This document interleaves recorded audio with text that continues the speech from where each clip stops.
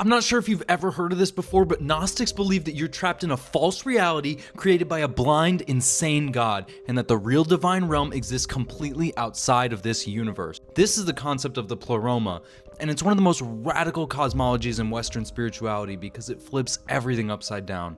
The material world isn't a divine creation to be celebrated, it's a cosmic prison to escape from. So, what is the pleroma? Well, in Gnostic texts, the pleroma means fullness. It's the totality of the true divine realm where the actual God exists. Not the God of the Old Testament, but the true, unknowable source beyond all conception.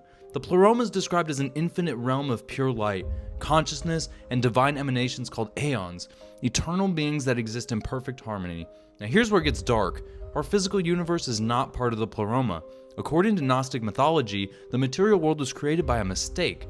One of the Ions, Sophia, whose name means wisdom, acted without her divine consort and accidentally brought forth a deformed, ignorant entity called the Demiurge. Now this being didn't know that the true God existed. It thought it was God. And in its arrogance and ignorance, the Demiurge created the material universe. Earth, matter, physical bodies, time, and death. Now, Gnostics identified the Demiurge with Yahweh, the God of the Old Testament, that jealous, wrathful deity who demands worship and punishes humanity. But they say that's not the real God. That's the blind creator who trapped divine sparks of consciousness in physical bodies and convinced them that this prison is paradise. But here's the secret.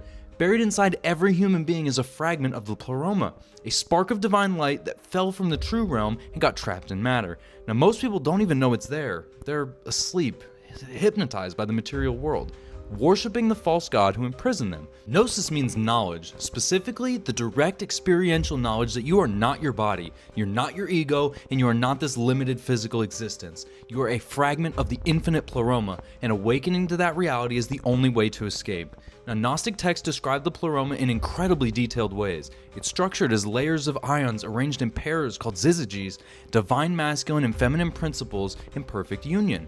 Now, at the very center is the monad, the absolute unknowable source. Radiating outward are ions with names like Barbello, Autogenes, and Christos, and each one is an aspect of divine consciousness. Now, the boundary between the pleroma and the false material universe is called the veil, or the limit. The Demiurge and its archons, which are the rulers of this world, guard the boundary. They don't want souls escaping back to the pleroma because they feed on human suffering, ignorance, and worship.